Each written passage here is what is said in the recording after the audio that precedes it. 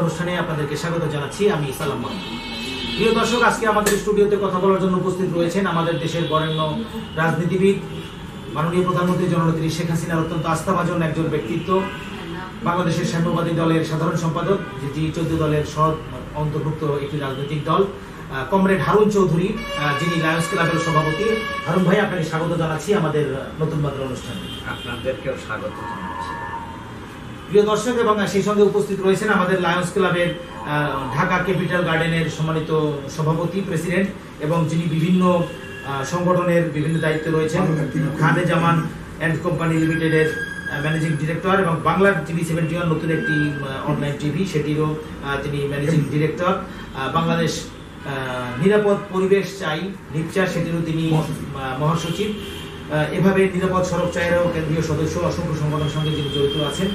Lion খান আখতারুজ্জামান, তিনি আমাদের মাঝে উপস্থিত রয়েছেন। আপনাকে স্বাগত জানাচ্ছি আমাদের অনুষ্ঠানে। আসসালামু আলাইকুম, আপনাদের সবাইকে স্বাগত জানাচ্ছি।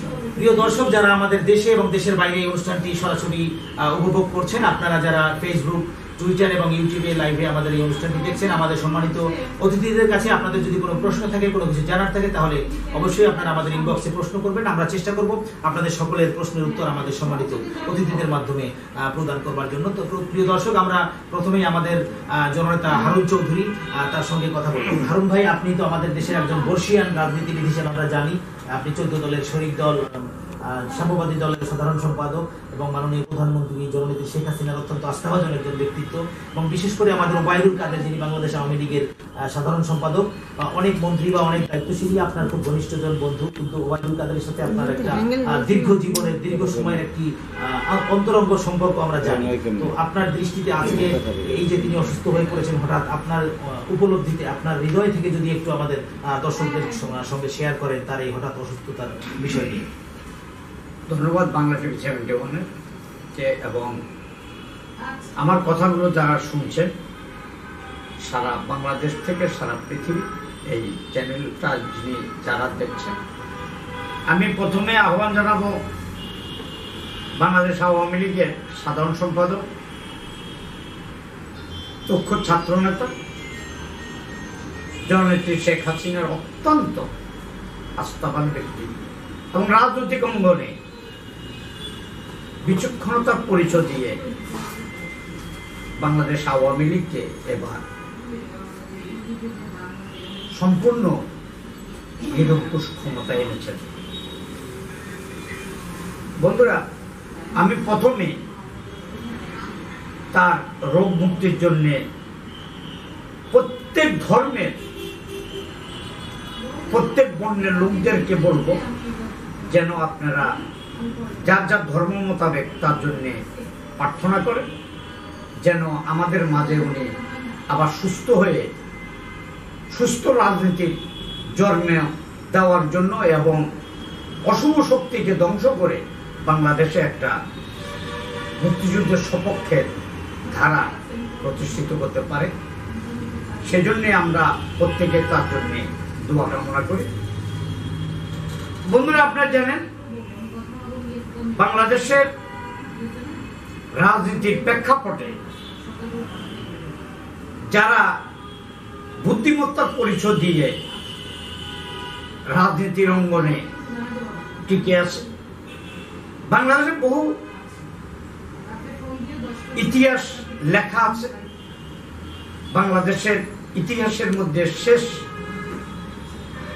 আমি মনে করি 20 শতাব্দীতে ওবায়দুল কাদের একজন নক্ষত্র আমাদের মাঝে আবির্ভূত হয়েছে।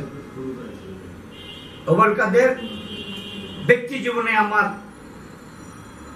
হোম ডিস্ট্রিক্টের লোক ছাড়াও দীর্ঘ আন্দোলন সংগ্রামে আমি ওনার সাথে বহুবার জেলও গেছি। 4 দলীয় জোট সরকারের আমলে অসম্ভব অত্যাচার, টর্চারের মাধ্যমে ওবায়দুল কাদেরকে প্রায় পঙ্গু করে দিয়েছেন। আপনাদের দোয়া, আপনাদের ভালোবাসা, ওবায়দুল কাদের আওয়ামী লীগ সরকারকে পরিচালনা করছেন, একটা দেশকে পরিচালনা করছেন। মাননীয় প্রধানমন্ত্রী খুব নির্ভরতার সাথে তাকে দিয়ে কাজ করিয়ে আমি মনে করি একটা স্বস্তির সাথে আছে। তাই আমি আবারও আহ্বান করব, আমি অন্য দল করি, কিন্তু একজন রাজনৈতিক ব্যক্তিত্ব যদি টিকে না থাকে, রাজনীতির মাঠে যদি রাজনৈতিক কণ্ঠস্বর এবং বিচক্ষণ নেতৃত্ব না থাকে, তাহলে সে দেশের রাজনীতি আপনার সঠিকভাবে চলে না এবং একজন সরকার পরিচালনার জন্য দক্ষ যে নেতৃত্ব সেটা আমাদের কাছে আছে। তো আপনি তো একজন সাংবাদিক, বিশেষ করে আপনি দৈনিক আজকে বিভিন্ন ধরনের উপদেষ্টা সম্পাদক এবং সাংবাদিকতার সঙ্গে আপনি দীর্ঘ সময় জড়িত আছেন। দৈনিক দেশ বাংলারও এক সময় আপনি উপদেষ্টা সম্পাদক হিসেবে দায়িত্ব পালন করেছেন, আমরা জানি। তো ওবায়দুল কাদের দীর্ঘ সময় সাংবাদিকতা করেছেন এবং বাংলার বাণী পত্রিকায় তিনি তুখোর একজন সাংবাদিক ছিলেন। তো তার সাংবাদিকতার জীবন সম্পর্কে বা সাংবাদিক হিসেবে জীবন কেমন, তার ক্যারিয়ারটা সম্পর্কে যদি একটু বলেন। মজার ব্যাপার হলো সালাম ভাই, ওবায়দুল কাদের সাথে আমার লাইফে অনেক কিছু মিলে আছে। যেমন আমি চলচ্চিত্রের সাথে জড়িত, আপনারা জানেন কাদের ভাইও কিন্তু চলচ্চিত্রের সাথে জড়িত। আমি সাংবাদিকতার পেশার উপরে আপনার দীর্ঘ জীবন, আমার পার্টির একটা পত্রিকা ছিল গণশক্তি পত্রিকা, সাপ্তাহিক, এখনো আছে। আমার প্রথম হাতে খড়ি হয় ওই যে কাঠের টাইপ দিয়ে শুরু করে অদ্যবধি আপনাদের আপনার সাথে জড়িত। এবং আমরা আজকের বিনোদন পত্রিকা আকাশমী এক সময় আমাদের ইয়েও ছিল, জনপ্রিয়তা ছিল। ওবায়দুল কাদের ভাই বাংলার বাণীকে আকাশচুম্বী করেছিল। তার লেখনী, তার তীক্ষ্ণ বুদ্ধি, যা প্রয়োজন সাংবাদিকতার জন্য সব ছিল। ওবায়দুল কাদের ভাই রাজনীতির মাঠে চিন্তা করেন, এই বয়সে যেখানে আমু ভাই, তোপাল ভাই, রাজ্জাক ভাই, সুরঞ্জিত দাস সহ এত বর্ষীয় নেতার মাঝখান থেকে খুব অল্প বয়সে আওয়ামী লীগের মতন একটা সংগঠনের সেক্রেটারি জেনারেল, চারটিকারই কথা। এটা আমি অহংকারের সাথে আপনার ভাইকে গ্রহণ করি। এই কারণে চলচ্চিত্রে আমি আছি, উনি আছেন, সাংবাদিকতা আমি আছি, উনি আছেন, রাজনীতিতে উনি আছেন, আমিও একটা পার্টির প্রধান, উনি একটা পার্টির ডেপুটি প্রধান। আপনার ঠিক জেলা যদি বলেন তাহলে বৃহত্তম নোয়াখালী জেলার অহংকার। মালক উকিলের পরে আমাদের নোয়াখালী থেকে দুটা লোক আওয়ামী লীগের সেক্রেটারি জেনারেল হয়েছে, একজন মালিক উকিল সাহেব আর একজন ওবায়দুল কাদের। জি, তো আপনাকে ধন্যবাদ। আমরা আবার আপনার কাছে আসবো। তো আমাদের লায়ন খান আখতারুজ্জামান, আপনি তো দেশ বিদেশে অনেক ভ্রমণ করেছেন, পর্যটক একজন, এবং রাজনীতির সঙ্গেও আপনার একটা সম্পৃক্ততা রয়েছে এবং বিশেষ করে লায়ন্স ক্লাব সমাজসেবায় আপনি অবদান রেখে চলেছেন। তো আপনার দৃষ্টিতে আমাদের এই যে ওবায়দুল কাদের একজন আলোকিত মানুষ, একজন রাজনীতির মানুষ, সামাজিক মানুষ, মানুষের সঙ্গে তার সম্পৃক্ততা আর তার এই অসুস্থতার বিষয়ে যদি আপনি একটু মূল্যায়ন করেন এই সময়। ধন্যবাদ সালাম ভাই। আমরা অনেক কষ্ট পেয়েছি এমন একটা ব্যক্তি যিনি ওবায়দুল কাদের, যে কোনো সময় যে কোনো কাজে তাকে পাওয়া যায়। কিভাবে পাওয়া যায় আপনারা জানেন যে আজকে যদি একদিনে যদি 4টি অনুষ্ঠান হয়, Gulshan club, Dhaka club, Saudi ময়দান, উনি দেখেছি ওই কোনো জায়গায় যে এক গ্লাস পানি খাই, কোনো জায়গায় যে একটা মিলাদ হচ্ছে, মিলাদে যে আমিন বলবো, কিন্তু সব জায়গায় শরিক হয়। এরকম শরিক আমিও হতে পারি না। আমাদের লায়ন্সের কোনো ডাক দিলে উনি কোনোদিন দেখেনি যে উনি আসতে দেরি করেছেন। আমাদের আপনারা জানেন আমাদের লায়ন্স ক্লাবের প্রত্যেক বছর যে র্যালি হয়, সেই র্যালিতে উনি যখন আমরা দাওয়াত দিয়েছি, উনি বলছে যে অনেক কাজের পার্ক আমি যাবো। ঠিক আছে, আমাদের লায়ন্সের থেকে উনি সবার আগে চলে আসছে। এই জন্য আমরা তার জন্য মিলাদ মাহফিল দোয়া করতেছি। আমার বাংলার টিভি 71 যেটা বলেন, ওইটার আমি এমডি হিসেবে দেখাশোনা করি, আপনাদের একজন কর্মী। আপনাদের চ্যানেল মিডিয়ায় প্রত্যেক দিন দোয়া করা হচ্ছে এবং আমার কলা কৌশলদের বলেছি, সালাম ভাই যখন বলে দিয়েছে তাদের জন্য দোয়া হচ্ছে, আমিও দোয়া করার জন্য বলে দিয়েছি, অনুরোধ করেছি যে আপনারা সবসময় দোয়া করতে থাকেন। এবং আজকে 11টার সময় আমি একটা সংগঠন নায়ন গণিমিয়া বাবুল ভাই বঙ্গবন্ধু গবেষণা পরিষদে 11টার পরে মিলাদ হয়েছে, আমার লোকজন চলে গেছে, আমারও যাওয়ার কথা ছিল, আমার দেরি হয়ে গেছে। তা আমরা সবসময় আল্লাহ পাকের কাছে দোয়া করি ওবায়দুল কাদের ভাই ভালো হোক এবং মানুষের সেবায় ফিরে আসুক। ওবায়দুল কাদের ভাই ভালো থাকুক, ভালো হোক আমরা সবাই তার সঙ্গে মিলে দেশটাকে এগিয়ে নিয়ে যেতে কাজ করি। ধন্যবাদ সালাম ভাই। তো আপনি তো দেখেছেন যে জননেত্রী শেখ হাসিনা একের পর এক উন্নয়ন করে যাচ্ছে এবং জনগণও তাকে সেইভাবে মূল্যায়ন করছে এবং তাকে ভোট দিয়ে বারবার নির্বাচিত করছে। এবং আমরা জানতে পারলাম যে নতুন করে বাস চলার জন্য আরেকটি ফ্লাইওভার 1000 কোটি টাকা দিয়ে একটি ফ্লাইওভার করার জন্য পরিকল্পনা করা হচ্ছে। আমাদের মেট্রো রেলও চালু হয়ে যাচ্ছে 1 বছরের মধ্যে। তো আপনি এটাকে কিভাবে মূল্যায়ন করেন? এই উন্নয়নকে আপনি কোন দৃষ্টিতে দেখেন? সুন্দর আপনার কথাটা বলার জন্য। এটা তো খুবই ভালো, চমৎকার। এমন কিছু দেখাতে যাচ্ছে, আমরা 18 কোটি লোক নতুন কিছু দেখবো। মমতাময়ী মা শেখ হাসিনা দেশ রত্ন, উনি এইভাবে দেখে যাচ্ছে। আপনার নজিরবিহীন একটা রুগী দেখেন যে আমি সিঙ্গাপুর যাবো, লন্ডন যাবো, এখন আমার ফ্লাইট, অথচ আমি এখন যাবো, যাতে পারতেছি না, অসুস্থ। ঠিক সেই হসপিটালটা, হসপিটালটার লোকজন সব নিয়ে এখন চলে আসলো। ওই যে আমাদের প্রমাণ আছে উপাধির কাছে ভাই, মাউন্ট এলিজাবেথ হাসপাতালের চিকিৎসকরা চলে পুরো টিম চলে এসেছে, 1 ঘন্টা মধ্যে চলে আসলো। এটা আড্ডাতে সাই আড্ডা যেমন শোনা হয়, আড্ডাতে মমতাময়ী মা শেখ হাসিনা এইভাবে সেবা করে যাচ্ছে, 18 কোটি মানুষের সেবা করে যাচ্ছে। ওনার পাওয়া কিছু নাই, উনি 18 কোটি মানুষের যে কোনো জায়গায় সেবা করে যাবে, সোনার দেশ করে যাবে।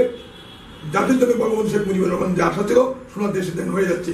আপনি পর্যটকের উপর দেখেন, দ্রুত গতিতে পার্বত্য চট্টগ্রামে কি না নেই, রাঙ্গামাটি কি না নেই, খাগড়াছড়ি কি না নেই, সব আমরা যারা দেখেছি। আমরা এখন পর্যটকের ব্যাপারে ওই যে দুবাই, আবুধাবি, অস্ট্রেলিয়ায়, নিউ ইয়র্কে, ওখানে টাকা কম ব্যয় করে দেশের উপরে ব্যয় করবো। আমরা প্রধানমন্ত্রীর হাত থেকে প্রতিবার আমরা লায়ন্স ক্লাব থেকে সেই কাজ করতেছি। এবং আমরা সোনারগাঁ শের প্রাণে যে অনুষ্ঠানগুলো করতাম, সেই অনুষ্ঠান আমরা পর্যটকে করে সাতক্ষীরায় করতেছি। ইতিমধ্যে ডিস্ট্রিক্ট ইন্টারপ্রেনার B3 সাতক্ষীরে, যেটা আমাদের মাননীয় প্রধানমন্ত্রী জানে, ওই আপনার সাতক্ষীরে একটা পাড়াগায় পর্যটক আছে, মুজাফফর গার্ডেন, সেখানে আপনার সুন্দরবনের হচ্ছে, সুন্দরবনের কাছেই, সেখানে আমরা সবাই যাচ্ছি, লায়ন্স ক্লাবে যাচ্ছি। আমরা আপনারাও যাবেন সবাইকে, এবং পর্যটকের চেয়ারম্যানকে অনুরোধ করতেছি, আপনি এগুলো দেখেন, মাননীয় প্রধানমন্ত্রীর হাতে গতি বাড়ান, যে যেখানে আছে পর্যটক খাতে এগিয়ে যান, বিদেশ থেকে দেখেন বিদেশে কিভাবে এগিয়ে যাচ্ছে। আমরা তার 40% কাজ করলি 100% এগিয়ে যাবে বাংলাদেশ, বাংলাদেশ হবে। ধন্যবাদ আপনাকে। এবার আমরা হারুন ভাইয়ের কাছে আসি যে আপনি তো সরকারের সঙ্গে বরাবরই জড়িত, বিশেষ করে 14 দলের সঙ্গেও আপনি আছেন শরিক দল হিসেবে দীর্ঘ সময়। তো আপনার দৃষ্টিতে এই যে হকারদেরকে যে পরিষ্কার করে উচ্ছেদ করে আমাদের যে পথ পরিষ্কার করা হয়েছে, তো এই বিষয়টি আপনার কাছে কেমন লাগে? আমার পাশে আমার যে বড় ভাই আছেন, উনি তো ধরেন আপনার আওয়ামী লীগে করেন, আপনার কই আমরা তো ধরেন জোকের মধ্যে আছি। সমস্যাটা একটা জায়গায়, গুণের অভাব নাই এই সরকারের, কিন্তু গুণটা যদি পরিচালনার দায়িত্বে নির্গুণাকে দেওয়া হয়, যার কোনো গুণে নেই, তাহলে সেই গুণ ভ্যানিশ হয়ে যায়। আশ্চর্য হয়ে গেছে আমি 2টা জিনিস দেখে। আমি আপনাকে প্রথমে বলি, ইয়াবা আমার দেশ ধ্বংস করে দিয়েছে, যেটা নিয়ে মাননীয় প্রধানমন্ত্রী আপনার 24 ঘন্টা যুব সম্প্রদায়কে রক্ষা করার জন্য চেষ্টা করছে। সেই ইয়াবা পাহারা দেওয়ার জন্য যে বদিকে এমপি নমিশন দিল না, সেই বদিকে প্রদান করে ইয়াবা আপনার কই রোখাও কোম্পানি তৈরি করছে। যে শাহজাহান খানের কারণে আজ হাসিনা আপা অসম্ভবভাবে নিন্দিত হয়েছে, আপনার বহু লোককে সড়কে হত্যা করা হয়েছে। সেই শাহজাহান খান হলো মানুষ মারা যেন বেশি করে হয় না কম হয়, এটার কমিটি প্রধান। ঢাকা শহর থেকে হকার আপনি অবশ্যই উচ্ছেদ করবেন। পশ্চিমবঙ্গের কমিউনিস্ট সরকারও হকার উচ্ছেদ করছে। ধরেন আমার তো, যদি আমার কেউ জিজ্ঞাসা করে আপনার দেশ করে, আমি কেউ তাই পশ্চিমবঙ্গ, কারণ এটাও বাংলা এটাও বাংলা হিসাবে পশ্চিমবঙ্গ বলে। এই কারণে আমরা একসময় মুক্তিযুদ্ধের সময় তাই ওখানে মধ্যে আশ্রয় নিয়েছি, ওখান থেকে আইসা এই দেশটাকে স্বাধীন করছে। আলোচনা করা হকারদেরকে উচ্ছেদ করা উচিত ছিল। এটা আমারও দাবি, হকার উচ্ছেদ হোক, কিন্তু বাংলাদেশের অর্থনীতির গতি কিরকম থেমে গেছে আপনি চিন্তাই করতে পারবেন না। মাইক্রো ক্রেডিট যদি আপনি হিসাব না করেন, অর্থনীতি যদি আপনার জানা না থাকে, মাইক্রো অর্থনীতি যদি আপনি হিসাব করতে না পারেন, বাংলাদেশের রাজনীতি যত সঞ্চয় করবেন, যত গুণগানে গাড়বো, অর্থনীতি না থাকলে রাজনীতি অচল হয়ে যাবে। তাই আমি একটা জিনিস মাননীয় প্রধানমন্ত্রীর প্রতি আকুল আবেদন করব, আমরা আপনার সাথে আছি, আমরা খেটে খাওয়া মানুষের রাজনীতি করি, আপনারা খেটে খাওয়া মানুষের রাজনীতি করেন। আপনি বিদেশে টাকা পাচার না হোক, দেশের চিকিৎসা, আপনি নিজে বলছেন আমাকে বিদেশে নিয়ে চিকিৎসা করাবো না, বাংলাদেশে আমার চিকিৎসা হবে। তাহলে এই দেশের হকারগুলা, আপনার ঢাকা শহরে 2 কোটি লোক যদি বসবাস করি, 50 লক্ষ আছে হকার। জি, এই হকাররা কোথায় যাবে? এই হকাররা কোথায় যাবে? তাদেরকে সুষ্ঠুভাবে একটা প্ল্যান হয়ে তাদেরকে উচ্ছেদ করুন। আমি এই উচ্ছেদের পক্ষে। তো আরেকটা বিষয় হারুন ভাই, আপনি একজন নিবেদিত রাজনৈতিক ব্যক্তিত্ব এবং সামাজিক উন্নয়নে আপনি আমাদের রমনা উষায়ও আপনি দায়িত্ব পালন করছেন। সেখানেও হাজার হাজার মানুষ সকালবেলা প্রাতঃ ভ্রমণে যায়, তাদের আপনি নেতৃত্ব দিচ্ছেন। সেগুনবাগিচা উচ্চ বিদ্যালয়, সেখানেও আপনি ম্যানেজিং কমিটিতে প্রায় 40 বছর ধরে দায়িত্ব পালন করছেন। আপনি আমাদের চলচ্চিত্র পরিবেশক সমিতি, প্রদর্শক সমিতি, সেখানেও আপনি দায়িত্ব পালন করছেন, সভাপতি হিসেবে দায়িত্ব পালন করছেন। তো আপনি এই যে অবদান, এবং রাজনৈতিক অঙ্গনেও আমরা দেখেছি যে আপনার যে অংশগ্রহণ, কিন্তু রাশেদ খান মেনন তাকেও মন্ত্রী করা হয়েছে, বা হাসানুল্লাহ কিন্তু তাকেও করা হচ্ছে, কিন্তু আমরা আপনার বিষয়টি এখনো দেখি নাই যে কোনো মূল্যায়ন। তো আপনি, আপনার মনে কি এই বিষয়ে কোনো কষ্ট আছে কিনা, বা আপনাকে জননেত্রী শেখ হাসিনা কোনো মূল্যায়ন করলে আপনার অনুভূতি কি হবে, বা আপনি কি আগামীতে কি আমাদের চমক দেখাতে পারবেন বলে আপনি মনে করেন? সালাম ভাই, 7 তারিখে আপনিও গেছেন, আমিও গেছি। 7 নভেম্বর, 2রা সংলাপে ফেব্রুয়ারি আপনিও গেছেন, আমিও গেছি। মাননীয় প্রধানমন্ত্রী একজন রাজনৈতিক ব্যক্তিত্ব হিসেবে আমাকে যে সম্মানিত করছে, মন্ত্রীর চেয়ে বড় সম্মান। একটা সম্মান হলো স্থায়ী, আর একটা হলো ক্ষণস্থায়ী। আপনি একটা জিনিস দেখেন, শিল্প মন্ত্রণালয়ের 2 জন মন্ত্রী সিনিয়র, বয়োবৃদ্ধ, বয়স্ক। তো আপনার আমু মিয়া এবং দিলীপ বড়ুয়ার মধ্যে যে কাদা ছোড়াছুড়ি চলছে, এটা কি মনে করেন মন্ত্রিত্বের সম্মানটা বড় হয়েছে? না, আমি মনে করি একটা সরকারকে তারা প্রশ্নবিদ্ধ করেছে। প্রশ্নবিদ্ধ মন্ত্রী হতে চাই না। সম্মানের সাথে হাসিনা আপা আপনি স্নেহবাহ্য হয়ে রাজনীতি করতে চাই। ধন্যবাদ আপনাকে হারুন ভাই। আমরা আমাদের লায়ন খান আখতারুজ্জামান, আপনি তো দেশ বিদেশে অনেক সফর করেন, তো আমাদের পর্যটন শিল্প, আমাদের কক্সবাজার, কুয়াকাটা, সুন্দরবন, আমাদের এই পর্যটন শিল্পের ভবিষ্যৎ কি, বা এর মাধ্যমে আমাদের বাংলাদেশ কতটা এগিয়ে যেতে পারে বলে আপনি মনে করছেন? আমাদের পর্যটন সেক্টরে অনেক দূর এগিয়ে যাবে যদি আমাদের মাননীয় প্রধানমন্ত্রী যেভাবে কাজ করতেছেন, যেভাবে আদেশ দিচ্ছেন এবং দেখতেছেন পর্যবেক্ষণ, ওইভাবে তার হাতকে প্রতিপালন যদি আমরা যেখানে আছি সেখান থেকে যদি কাজ করি, যেমন পর্যটকের চেয়ারম্যান, পর্যটকের আপনাদের যে দেখুন কর্পোরেশনের চেয়ারম্যান, পর্যটক আমার মন্ত্রী, এরা সবাই যদি ওইভাবে কাজ করে যায়, ইনশাআল্লাহ আমাদের আশার অতীত, আশার বাইরে অনেক সম্পদ অর্জন হবে এবং অনেক লক্ষ লক্ষ শুধু টাকা না, ডলার ইনকাম হবে আমাদের বাংলাদেশে। 1 সেকেন্ডে বলুন। জি প্লিজ বলেন। পর্যটক লক্ষ্যে আমাদের পর্যটন ব্যবস্থাটাকে পর্যটন মন্ত্রণালয় ধ্বংস করে দিয়েছে। আপনি পর্যটন আপনি কোত্থেকে হবে? কক্সবাজারে যদি যান, প্ল্যানবিহীন সমস্ত হোটেল মোটেল হয়ে গেছে। আপনার হুমকির মুখে পড়ছে আপনার সমুদ্র সৈকত। আপনি কুয়াকাটা গেছি, আপনার তখন মন্ত্রী ছিল আমার বন্ধু কামরুলের সাথে, কামরুলের সেখানে কিছু জায়গা টাকাও আছে, সেখানেও দেখলাম, আশ্চর্য হয়ে যায় আমরা কোন দেশে আছি, যেখানের মধ্যে সারা পৃথিবী বাংলাদেশকে প্রশংসা করে। এত বড় চট্টগ্রাম, কক্সবাজারের মতো এত বড় আমরা সমুদ্র সৈকত কারো নাই, সেখানের মধ্যে আমার দেশ থেকে, আমার দেশে পর্যটন শিল্পের উপরে ভুটান চলছে। ভুটানে কিচ্ছু নেই, শুধু পর্যটন। আর আমার দেশে পর্যটন আনতে আমরা পাচ্ছি না কেন? আপনার নদীর মধ্যে যত্র পলিথিন ব্যাগ ব্যবহার করা হয়, নদীর মধ্যে বোতল ফালানো হয়। আমরা যারা আপনার উপর লঞ্চে সফর করি, লঞ্চে কিছু খাই, আরে বাবা এখানে জমা করে রাখো।